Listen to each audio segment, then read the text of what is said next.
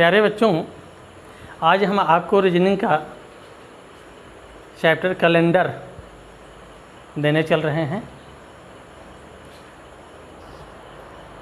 एक नए तरीके से बहुत फास्ट गति से आप इनके उत्तर कैसे देंगे, कहीं का भी प्रश्न हो किसी भी प्रकार का, और उससे इन टाइम सही आंसर देने के लिए कुछ मूलभूत चीज़ें हम देंगे।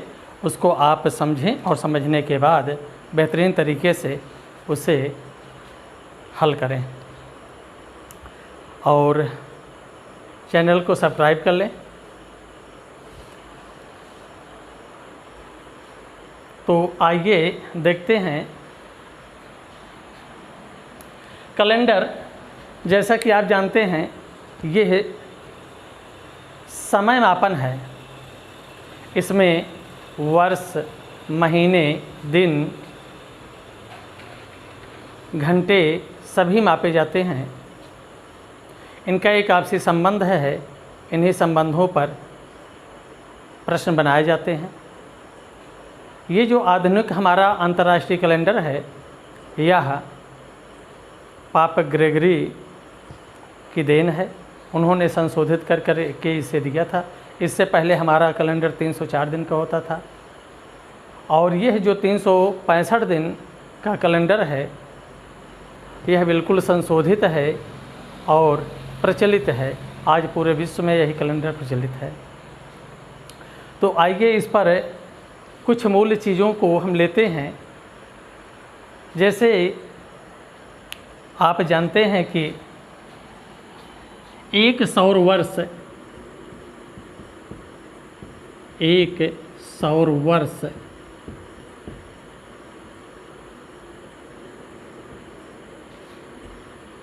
बराबर होता है पृथ्वी द्वारा एक वर्ष में, पृथ्वी द्वारा एक चक्कर सूर्य का लगाने में लिया गया जितना समय होता है उसे ही एक सौर वर्ष कहते हैं। एक सौर वर्ष 365 दिन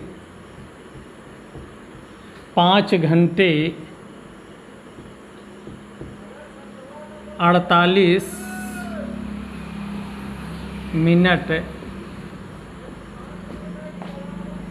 तथा 47.5 सेकंड।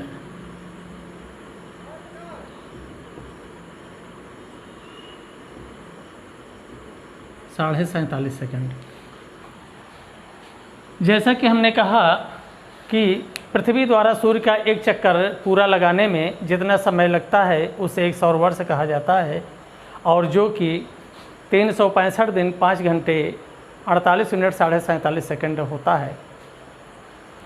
अब यहाँ पर अगर हम आते हैं, इतने टाइम को हम छोड़ दें, पूरे दिन को हम लेते हैं, तो ये पूरा दिन को साधारण वर्ष कहा जाता है। सिंपल ईयर, साधारण वर्ष, जो कि 365 दिन का होता है। 365 दिन ये हमारा टाइम छूट जाता है। अगर इस टाइम में हम 11 मिनट और 12 सेकंड, 12.25 12.5 सेकंड अगर हम जोड़ देते हैं इतना, तो ये 6 घंटे हो जाता है। अर्थात यह इक्वल हो जाता है 6 घंटे के। और एक वर्ष में अगर हम 6 घंटे छोड़ते गए तो ऐसे 4 वर्षों में 6 चौक 24 घंटे, अर्थात एक दिन हमारा छूट जाता है। इस 6 घंटे को हर चौथे साल जब ले लेते हैं तो यह हमारा बन जाता है अधिवर्ष कहलाता है। अधिवर्ष, अधिवर्ष में 366 दिन होते हैं। ये 365 दिन साधारण वर्ष है। इसकी फरवरी जो होती है वह 28 दिन की होती है। फरवरी में 28 दिन होते हैं, जबकि अधिवर्ष में यहाँ पर फरवरी 29 दिन की होती है। फरवरी में 29 दिन, एक दिन बढ़ जाता है। ये चीज़ 29 दिन। परंतु ये 11 मिनट हम ऐसे प्रतिवर्ष बढ़ाते जाएं तो 400 वर्ष में 11 मिनट बढ़ते बढ़ते 400 गुणे 11 अर्थात 4400 मिनट लगभग बढ़ जाते हैं। और इस मिनट को अगर हम घंटे में तब्दील करें तो ये हो जाएगा 4400/60, यानी यह बन जाता है आपका घंटे में, जो कि ये हो जाता है 6 सते 42, यानी 73 दिन 20 मिनट बन जाता है। अब यहाँ पर अगर हम देखें इस 73 दिन को दिन में अगर कन्वर्ट करें तो यह 3 दिन में कन्वर्ट हो जाता है, बदल जाता है लगभग ये 3 दिन। इस 3 दिन की वृद्धि हमारी हो रही है 400 वर्ष में, तो यहाँ पर ये 400 वर्ष में जो हमारी त्रुटि हो रही है यह कितने की हो गई? 3 दिन की। अर्थात इस 400 को अगर हम 4 से भाग दे दें, क्योंकि प्रत्येक चौथा वर्ष अधिवर्ष होता है, तो यहाँ पर 100 लीप ईयर होंगे, लीप ईयर अधिवर्ष। लेकिन ये 3 दिन बढ़ा है, अर्थात इस 400 में घटा देंगे तो यह बन जाएगा 100 - 3 अर्थात 97 लीप ईयर। यानी यह 400 वर्षों में 97 लीप ईयर होता है। यही एक प्रश्न अक्सर पूछा जाता रहता है कि 400 वर्षों में कितने लीप ईयर होंगे। तो अब यहाँ 400 वर्ष में कितने लीप ईयर हो रहे हैं? 97। क्योंकि 100 होने चाहिए, लेकिन 3 दिन जो है हमारा माइनस हो रहा है। तो इस तरह से ये होता है इतना। इसमें ये मूल जानकारियां हैं, बाकी प्रश्नों में तो ये आपका मूल प्रश्न बनता है। यहाँ पर ज़्यादातर पूछा जाता है कि 400 वर्षों में कितना लीप ईयर होता है, तो आपका उत्तर बन जाता है इतना। और लीप ईयर ज्ञात करने के लिए चूँकि 4 वर्ष में 4 × 24 घंटे होंगे, इसलिए ऐसा वर्ष जो 4 से भाग देने पर कट जाता है वह अधिवर्ष कहलाता है। जैसे अगर 2016 है तो 16 4 से कट जाएगा, अर्थात ये है आपका लीप ईयर हो गया। इसकी फरवरी में कितने दिन हो जाएंगे? 29। तो आगे और ले चलते हैं हम। यहाँ पर क्वेश्चन से बनता है, पहले आप समझ लें, जो वर्ष 4 से भाग देने पर पूरा कट जाता है उसकी फरवरी 29 दिन की हो जाती है और वह अधिवर्ष कहलाता है। और जो शताब्दी 400 से भाग देने पर पूरा कट जाती है वह शताब्दी अधिवर्ष कहलाती है। अब यहाँ पर आते हैं हम, तो क्वेश्चंस के माध्यम से 400 वर्ष में कितने अधिवर्ष या लीप ईयर होंगे?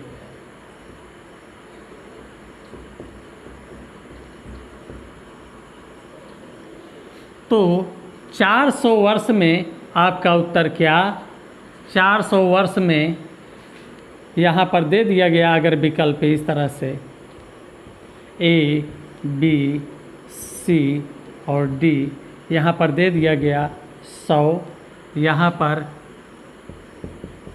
दे दिया गया 95, यहाँ पर दे दिया गया 97 और यहाँ पर दे दिया गया 90। तो आपका उत्तर ये हो जाएगा। हाँ, तो हम बता रहे थे कि 400 वर्ष में कितने अधिवर्ष होते हैं। यहाँ पर हमने विकल्प दिया 100 लीप ईयर, 95, 97। तो आपका उत्तर क्या है? 97 लीप ईयर। ये 97 क्यों हो रहा है? अभी हमने बताया था कि लीप ईयर ज्ञात करने के लिए वर्ष को हम 4 से भाग देते हैं, तो इस तरह से भागफल जो प्राप्त होता है वही हमारा लीप ईयर हो जाता है। तो ये भागफल ही क्या होता है? लीप ईयर होता है।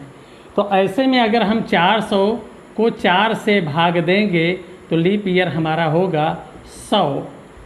लेकिन यहाँ पर अभी जो त्रुटि हमने निकाला थे 3 दिन, तो यही 100 में से 3 दिन हमारा घट जाता है, तो ये 97 लीप ईयर बनता है। अर्थात उत्तर हमारा क्या होगा? 97 लीप ईयर। आइए अगले प्रश्न पर। प्रश्न में पूछा जा रहा है कि 75 वर्षों में कितने अधिवर्ष होंगे? कितने अधिवर्ष होंगे? तो ज़रा गौर कीजिए कि यहाँ पर अभी हमने बताया कि वर्ष को किससे भाग देंगे? 4 से। 4 से भाग देंगे तो ये भागफल कितना होगा? 18 बार जाएगा। ये 18 हमारा क्या है? भागफल है। यही हमारा क्या होगा? लीप ईयर कहलाएगा, यानी अधिवर्ष। तो हमारा उत्तर क्या हो गया? 18। आंसर के रूप में 18 लीप ईयर होंगे। तो इस तरह से वर्ष को हम 4 से भाग देते हैं, जितना भागफल प्राप्त होता है वही हमारा अधिवर्ष होता है। तो अब आगे अगर हम देखते हैं कि आइए ले चलते हैं हम शताब्दी वर्षों की ओर। यहाँ पर ऐसा वर्ष जो 400 से भाग देने पर, शताब्दी वर्ष जो 400 से भाग देने पर कट जाता है वह शताब्दी अधिवर्ष कहलाता है। जैसे यहाँ पर शताब्दी वर्ष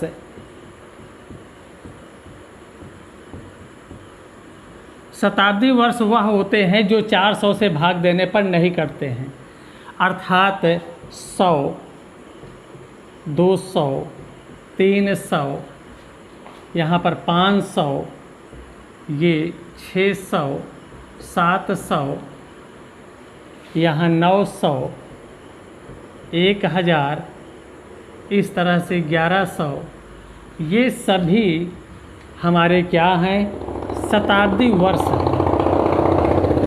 शताब्दी वर्ष वह होता है जो 400 से भाग देने पर नहीं विभाजित होता, शेष बच जाता है। तो इन्हें अगर हम 400 से भाग देंगे तो नहीं कटेगा, लेकिन 400 कट जाएगा। तो इस तरह से ये हमारा शताब्दी वर्ष है।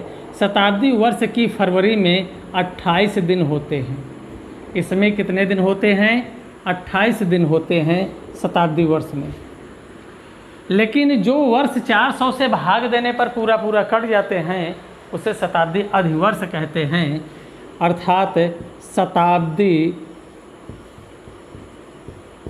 अधिवर्ष या शताब्दी लीप ईयर, ये शताब्दी अधिवर्ष ये होता है 400 से भाग देने पर कटने वाला, यानी 400, 800, ये 1200, 1600, ये 2000, 2400, 2800, इस तरह से ये सभी क्या हैं? आपके शताब्दी अधिवर्ष कहलाते हैं। इनकी फरवरी होती है, इनकी फरवरी में 29 दिन होते हैं। फरवरी 29 दिन की होती है ये। तो अधिवर्ष में फरवरी कैसी होती है? 29 दिन की। अब यहाँ पर क्वेश्चन से दिया जा सकता है कि निम्न में से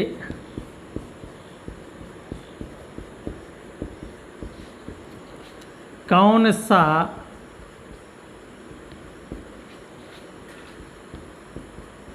शताब्दी अधिवर्ष, कौन सी शताब्दी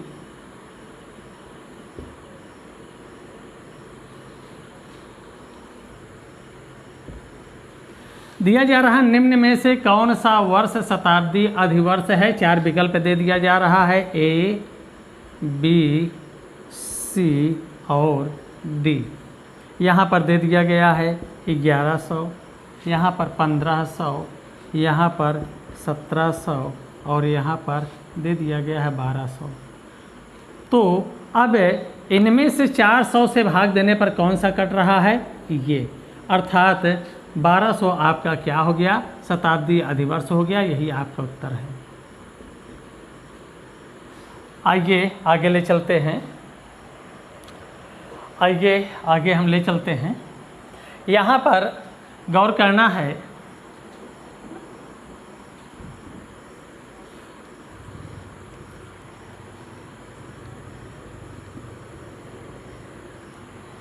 शताब्दी, एक कोड हम आपको देते हैं।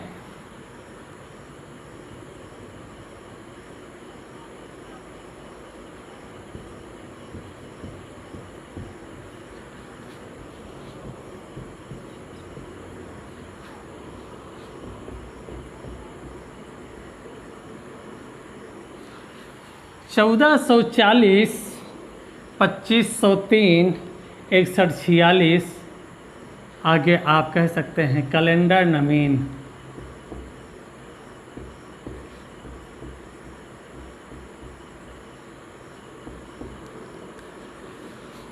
इसे इस तरह से पढ़ेंगे 1440, 2503, 6146, कैलेंडर नवीन।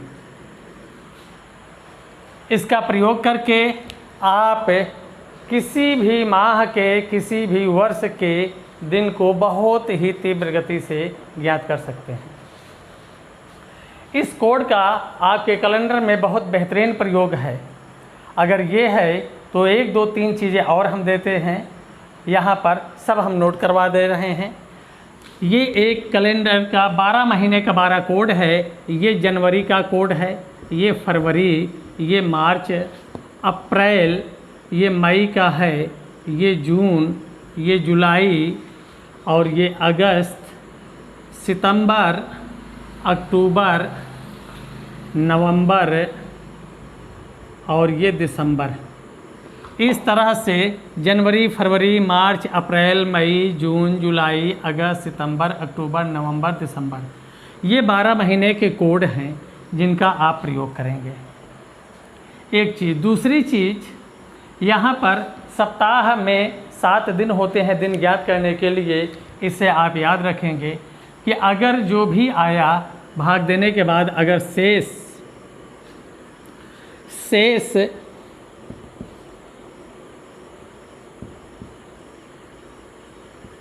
एक आने पर यह रविवार होगा, 2 होने पर सोमवार, 3 होने पर मंगलवार, 4 पर बुधवार, 5 पर बृहस्पतिवार, 6 पर शुक्रवार, 7 तो आएगा नहीं, अर्थात 7 से भाग देने पर यहाँ पर 7 से भाग देने पर शेष अगर 1 हो तो रविवार, 2 हो तो सोमवार, 3 मंगल, 4 बुधवार, 5 बृहस्पति, 6 शुक्रवार। क्योंकि 7 से भाग दे रहे हैं तो 7 तो आएगा नहीं, शेष अगर 0 हो जाएगा तो वह क्या हो जाएगा? शनिवार। ये 2 चीज़। तीसरी चीज़ ये है कि वर्ष को अगर हम 4 से भाग देते हैं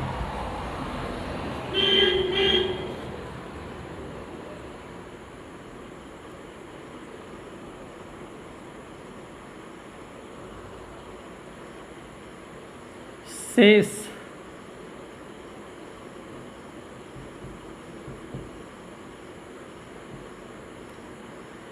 शताब्दी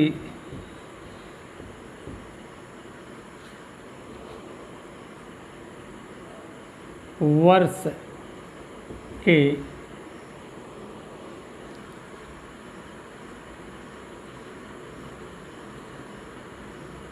सैकड़े और हजार के अंक को 4 से भाग देने पर, सैकड़े और हजार के अंक को 4 से भाग देने पर, अगर भाग देने पर शेष अगर आपको यहाँ पर देते हैं शेष 0 प्राप्त हो तो आप -1 दिन करेंगे। अगर शेष 1 मिले तो प्लस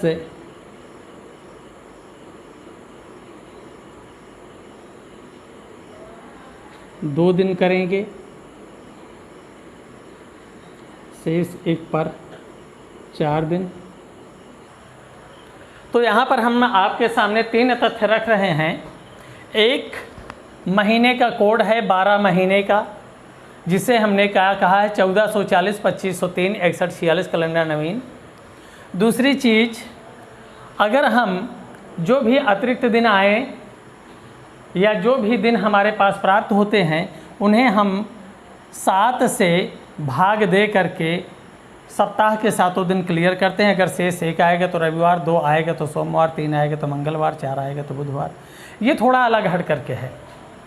शताब्दी वर्ष में इकाई दहाई को छोड़ दीजिए, अगर सैकड़े और हज़ार को आप भाग देते हैं 4 से तो शेष अगर 1 आ जाए, 0 आ जाए तो जो भी दिन आया रहे उसमें 1 दिन घटा देंगे, और अगर शेष 1 आ जाए तो 4 दिन जोड़ देंगे। अगर ये है 2 शेष बच रहा है तो 2 दिन जोड़ेंगे। अगर शेष 3 आ गया है तो हमें ना तो कुछ जोड़ना है और ना ही घटाना है। इस 3 पॉइंट को आप अगर समझ लेते हैं तो इनका हम प्रयोग करने चल रहे हैं। इनके आधार पर आप समस्त प्रश्नों को बहुत ही तीव्र गति से हल कर लेंगे। तो आइए हम आपको प्रश्न की ओर ले चलते हैं और इनका हम प्रयोग दर्शाते हैं। आइए इस कोड के विषय में, ये साधारण वर्ष के लिए जबकि लीप वर्ष यानी अधिवर्ष के लिए फरवरी में 1 दिन बढ़ जाने के कारण आगे के 10 कोड को हम बेकार न करके केवल पीछे के 2 कोड ही ले लेते हैं। यहाँ पर इसका कोड हो जाता है, इसमें 1 दिन माइनस कर देंगे, ये 0 बनेगा, इसमें 1 दिन माइनस कर देंगे, ये 3 बनेगा, बाकी सेम कोड वही रहेगा। तो इस तरह से ये हमारा अधिवर्ष का कोड हो गया। अधिवर्ष के कोड में केवल 2 दिन का डिफरेंस है यही। तो इस तरह से साधारण में ये 14 है, यहाँ पर 03, यानी जनवरी का कोड साधारण वर्षों में 1 लिया जाएगा, और अगर लीप ईयर है यानी 4 से भाग देने पर कटने वाला अधिवर्ष तो उसमें हम 0 लेंगे। फरवरी का कोड साधारण वर्ष में 4 लेंगे, जबकि यहाँ पर अधिवर्ष में 3। यही इतना आप कन्फर्म करें। इसके बाद इस पर क्वेश्चंस हम देते हैं। प्रश्न दिया जाता है, किसी साधारण वर्ष में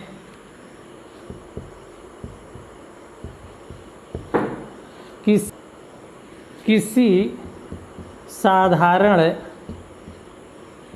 वर्ष में किस किस माह के प्रथम दिन समान होते हैं।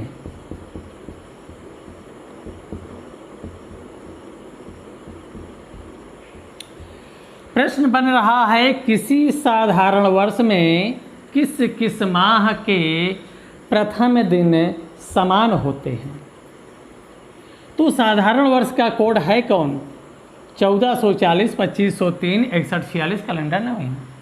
अब इसी कोड पे आइए तो हम यहाँ पर देखते हैं जनवरी का कोड 1 है, तो 1 और किसका जा रहा है, ज़रा गौर कीजिए, ये अक्टूबर का कोड 1 है। अर्थात आपके आंसर में हम जाएंगे तो पहला क्या बन रहा है, जनवरी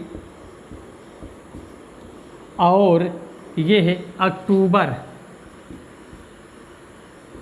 जनवरी अक्टूबर 2 माह ऐसे हैं जिनमें प्रथम दिन एक समान होगा। दूसरे पर जा रहे हैं, फरवरी में 4 है, मार्च में 4 है और नवंबर में 4 है। अर्थात फरवरी, मार्च, नवंबर।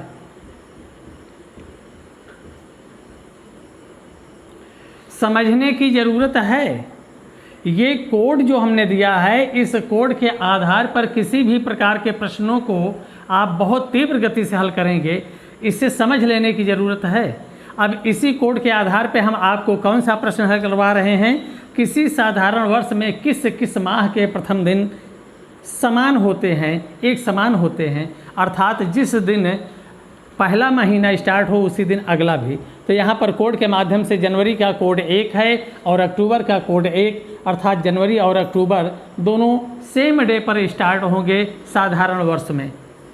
दूसरे पर क्या है, ये फरवरी में, फरवरी का कोड 4, मार्च का भी 4 और नवंबर, अर्थात फरवरी, मार्च और नवंबर ये 3 महीने किसी भी साधारण वर्ष में एक ही दिन शुरू होते हैं, एक ही दिन प्रारंभ होते हैं। तीसरे पे अगर हम आते हैं तो देख रहे हैं कि यहाँ पर 0 है और 0 यहाँ है, ये अप्रैल है और ये जुलाई है। अर्थात अप्रैल और जुलाई दोनों एक दिन स्टार्ट होते हैं, अप्रैल जुलाई। आगे हम देखते हैं कि यहाँ पर ये 3, ये देखिए आपका 6 है और 6 है। अर्थात ये सितंबर है और ये दिसंबर। सितंबर और दिसंबर 2 महीने ऐसे हैं जिस दिन सितंबर स्टार्ट होगा उसी दिन दिसंबर। तो ये चौथे पर है सितंबर और दिसंबर।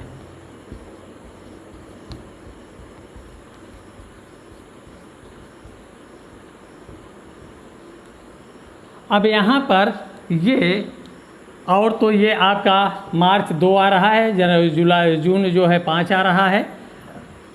ये 2 महीने किसी से टैली नहीं कर रहे हैं, ये आपके हैं। तो यहाँ पर एक चीज़ कन्फर्म हो गया कि किसी साधारण वर्ष में कौन कौन से महीने ऐसे हैं जिनके प्रथम दिन एक समान होते हैं। तो पहला क्या है, जनवरी और अक्टूबर 2 महीने ऐसे हैं जिनके प्रथम दिन समान होते हैं। फरवरी, मार्च और नवंबर 3 महीने ऐसे हैं जो पहली तारीख को जो फरवरी में पड़ेगा वही मार्च, वही नवंबर।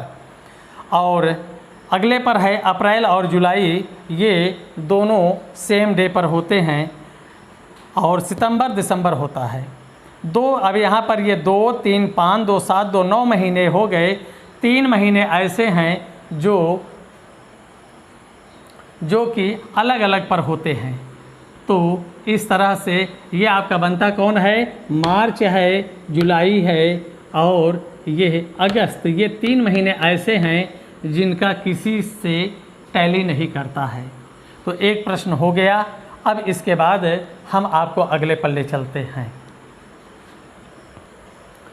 आइए, प्रश्न कह रहा है कि किसी अधिवर्ष में किस किस माह के प्रथम दिन समान होते हैं।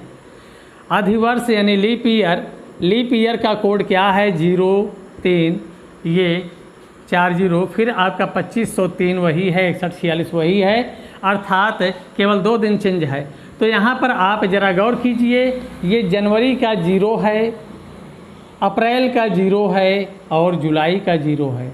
अर्थात इसमें आंसर में अगर हम जाएं तो किस किस माह के प्रथम दिन होंगे, किसी अधिवर्ष में आपका जिस दिन जनवरी स्टार्ट होता है उसी दिन अप्रैल स्टार्ट होता है और उसी दिन जुलाई स्टार्ट होती है। अर्थात कोई भी लीप ईयर है तो उस लीप ईयर में जनवरी, अप्रैल और जुलाई तीनों एक ही दिन स्टार्ट होते हैं। दूसरे पर आप देखें, ये फरवरी का 3 है, अगस्त का 3 है। अर्थात फरवरी और अगस्त 2 महीने ऐसे हैं जिनके प्रथम दिन एक समान होते हैं। तीसरे पर अगर हम आते हैं तो यहाँ पर मार्च यानी 4 है और यहाँ पर नवंबर है, यानी मार्च और नवंबर ये 2 महीने ऐसे हैं जिनमें प्रथम दिन एक समान होता है। अगले पर अगर हम आते हैं तो यहाँ पर पा रहे हैं क्या, सितंबर और दिसंबर सेम हैं, तो ये सितंबर और दिसंबर ये 2 महीने एक ही दिन स्टार्ट होते हैं, जो कि आपके साधारण वर्ष में भी है और अधिवर्ष में भी है, ये सेम ही है। तो इस तरह से किसी अधिवर्ष में किस किस माह के प्रथम दिन एक समान होंगे, तो जनवरी अप्रैल जुलाई एक ही दिन स्टार्ट होते हैं, फरवरी और अगस्त एक दिन स्टार्ट होते हैं, और यहाँ पर मार्च नवंबर सितंबर दिसंबर। तो ये एक प्रकार का प्रश्न हो गया। अगला प्रश्न इसी में बनता है, आइए उसको देखते हैं। आइए ये प्रश्न हम दे रहे हैं, वर्ष 2013 के कौन से 2 लगातार महीने हैं जिनकी 18 तारीख को समान दिन होंगे। जरा गौर कीजिए, यहाँ पर ये वर्ष 2013 कैसा वर्ष है, ये साधारण है या लीप, तो ये साधारण वर्ष है। तो आप एक चीज़ यहाँ पर गौर कीजिए, जब भी यह प्रश्न पूछा जाएगा वह वर्ष साधारण वर्ष ही होगा, वह वर्ष साधारण वर्ष होगा, क्योंकि साधारण वर्ष के कोड देखिए आप, इसमें कौन से 2 लगातार महीने हैं जिनके कोड समान हैं, तो ये है फरवरी और मार्च। क्या लीप ईयर में कहीं ऐसा है जो लगातार रिपीट कर रहे हैं? नहीं। क्या इसमें और कोई है जो लगातार रिपीट कर रहा है? नहीं। अर्थात यह प्रश्न जब भी बनाया जाएगा वह साधारण वर्ष ही दे करके बनाया जाएगा, और उसका उत्तर सदैव क्या होगा, फरवरी और मार्च। ये आंसर हो रहा है आपका फरवरी और मार्च, चूँकि ये फरवरी और मार्च दोनों सेम डे पर स्टार्ट हो रहे हैं, और फरवरी में 28 दिन, मार्च में 31, अर्थात यह प्रश्न 28 तारीख तक की कोई भी डेट दे सकता है। यहाँ पर 18 तारीख दिया है, कभी ये 15 दे सकता है, कभी 25 दे सकता है, 20 दे सकता है, अर्थात 28 तारीख तक की कोई भी डेट दे सकता है। तो यह प्रश्न जब भी बनेगा वह साधारण वर्ष में बनेगा, और हमेशा इसका उत्तर फरवरी और मार्च ही होगा। तो यह कोड के माध्यम से आप कैच कर रहे हैं कि कौन से 2 लगातार महीने हैं जिनके प्रथम दिन एक समान होंगे, अर्थात प्रथम दिन होंगे तो अगले भी जो दिन आते जाएंगे सेम डे ही पड़ता जाएगा, और यह 28 तारीख तक जाएगा। तो 28 तारीख तक की कोई भी डेट आपसे दे करके इस प्रश्न को पूछा जा सकता है। तो इसका उत्तर क्या हो गया, फरवरी और मार्च। क्यों हो रहा है, क्योंकि ये दोनों के कोड रिपीट हैं, अर्थात दोनों एक ही दिन पर स्टार्ट होते हैं। आइए अगले प्रश्न की ओर ले चलते हैं। आइए अब आपको हम दर्शाते हैं कि किस तरह के प्रश्नों को कैसे तीव्र गति से लिया जाता है। इनका हम प्रयोग आपको दिखाना चालू किए हैं। यहाँ पर प्रश्न कह रहा है कि 15 अगस्त 1947 को कौन सा दिन था। 15 अगस्त 1947 को कौन सा दिन था। तो ऐसे प्रश्नों को हल करने के लिए अभी हमने कुछ चीज़ें दिए थे। ये 15 अगस्त 1947, अगस्त कौन सा महीना है, 8वां, अर्थात इसको हम लिख सकते हैं 15/8/1947। इसमें आपको क्लियर करना है हमारी डेट क्या है। डेट गौर कीजिए, यही समझने की चीज़ है। डेट क्या है, 15। यहाँ पर वर्ष जो है 1947 है, इसके आप 2 अंक लेंगे, इकाई और दहाई, तो ये क्या हो गया 47। ये क्या है, ईयर। वर्ष 47 हमने ले लिया।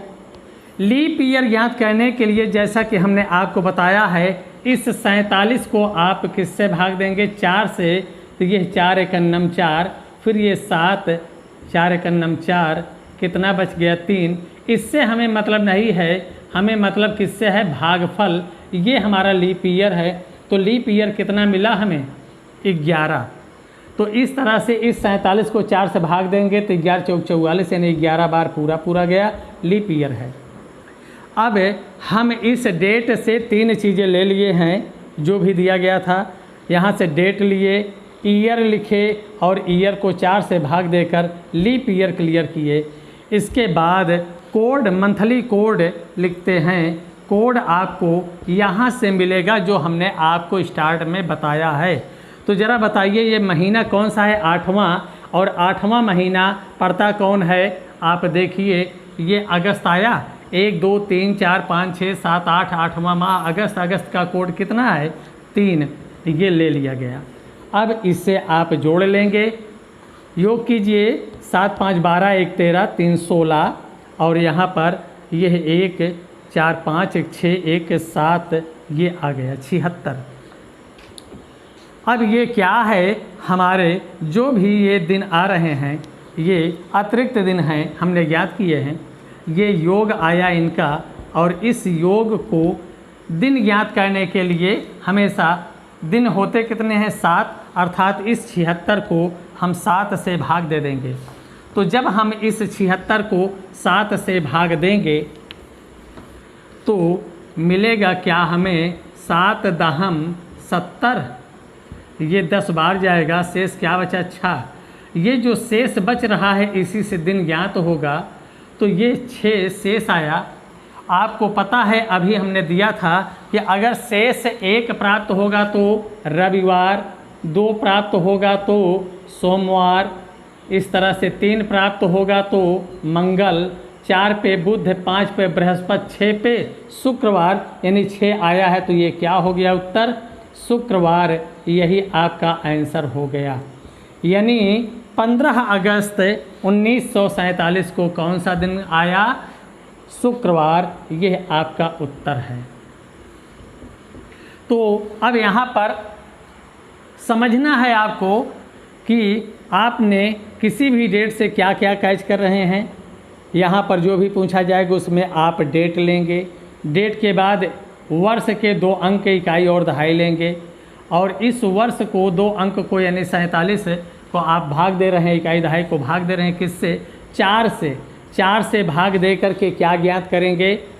Leap year. तो 47 को आपने 4 से भाग दिया था तो 11 ये आया था भागफल, यही लीप ईयर हो गया। तो इस तरह से लीप ईयर हमें 11 मिला। और कोड इसका 8वें माह का कोड लेने के लिए हम अपने साधारण वर्ष या लीप वर्ष जो भी रहेगा उसके अनुसार हम ले लेंगे। बस ये चीज़ आपको रटना होगा, याद रखना होगा। यहाँ पर ये चीज़ याद रखना होगा कि शेष अगर 1 आएगा तो रविवार, 2 सोमवार, 3 मंगल, 4 बुध, 5 बृहस्पति और 6 शुक्रवार। 7 से भाग दे रहे हो, 7 आएगा नहीं, 0 होने पर शनिवार, ये आपको उत्तर आता है। चलिए अगले प्रश्न की ओर हम ले चलते हैं। अभ्यास कीजिए।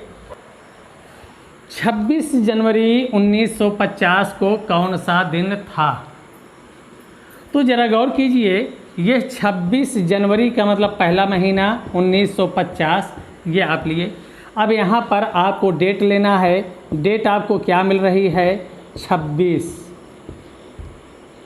वर्ष के 2 अंक क्या मिल रहा है? ये ईयर के रूप में 50, और 50 को हम 4 से भाग दे करके लीप ईयर ज्ञात करेंगे। तो लीप ईयर 50 को 4 से भाग देंगे, कितना भागफल जाएगा? 12 बार 4 48। तो ये 12 लीप ईयर मिलेगा 50 को 4 से भाग देने पर। ये है भागफल हमारा मिलेगा कितना? 12 आ जाएगा। और इस पहले माह का कोड क्या होता है? पहले माह का कोड क्या है? 1, अर्थात यहाँ पर कोड के रूप में हम लिखेंगे 1। तो इस तरह से ये इनका अगर हम योग करें तो योग क्या मिल रहा है? यहाँ 6 3 9 हो गया, और यहाँ पर ये है 5 2 7 1 8, अर्थात 89। इतना हमारा योग आया। और इस योग को दिन ज्ञात करने के लिए हम किससे भाग देंगे? 7 से। 7 से अगर हम भाग देते हैं तो एक बार गया, फिर 1 9 आया, फिर 7 दूनी 14, बचा शेष कितना? 5। ये जो शेष बच रहा है, शेष 5 होने पर कौन सा दिन होगा? अभी हमने आपको बताया है कि शेष अगर 1 है तो रविवार, 2 है तो सोमवार, 3 है तो मंगल, 4 है तो बुधवार, 5 है तो बृहस्पति और 6 है तो शुक्रवार। इस तरह से अगर 0 हो गया तो ये शनिवार। अर्थात यहाँ पर 5 आया है तो 5 क्या है? बृहस्पतिवार। यही आपका उत्तर है। तो ये आप कुछ समझ पा रहे हैं? कहीं भी किसी भी शताब्दी में जाएं तो इतना ध्यान रहे। देखिए यहाँ पर एक चीज़ आपको हमने ये शताब्दी है। शताब्दी में हमने बताया था कि सैकड़े और हज़ार के अंक को 4 से भाग दीजिए। अगर इसको हम 4 से भाग देंगे तो शेष क्या बचेगा? 3। और याद हो तो हमने आपको बताया था कि शेष अगर 0 होगा, शेष अगर 0 आ जाए तो वहाँ पर 1 दिन घटा दोगे। अगर 1 आ जाए तो +4 दिन कर दोगे। अगर 2 आ जाए तो +2 करोगे। लेकिन अगर 3 आ गया तो ना तो आपको कुछ जोड़ना है और ना घटाना है। इस तरह से अगर हम 19 को 4 से भाग देंगे तो शेष 3 आएगा। और 3 होने के कारण इस दिन में हम ना कुछ जोड़ रहे हैं और ना घटा रहे हैं। यही उत्तर। अगर यहीं पर हमारा यह 3 के बजाय 2 आ गया होता तो हम इसमें क्या करते? 2 दिन प्लस कर देते। अगर यहाँ शेष 1 आता 4 से भाग देने पर, जैसे 17 होता तो 4 से भाग देने पर 1, तो ऐसी कंडीशन में हम यहाँ +4 कर देते। तो एक प्रश्न और हम लेते हैं यहीं पर। इसी को अगर हम कहते कि 26 जनवरी यहाँ पर 1750 को कौन सा दिन होगा, तो हम निकालेंगे यही। गौर कीजिए, 26 जनवरी 1750 को कौन सा दिन था? तो आप यहाँ 26 लेंगे डेट, यहाँ पर ये है वर्ष लेंगे 50 और पहले माह का कोड क्या है? 1। 50 में लीप ईयर आपको 12, सब कुछ वही है। भाग देंगे, आएगा शेष 5, बृहस्पतिवार आएगा।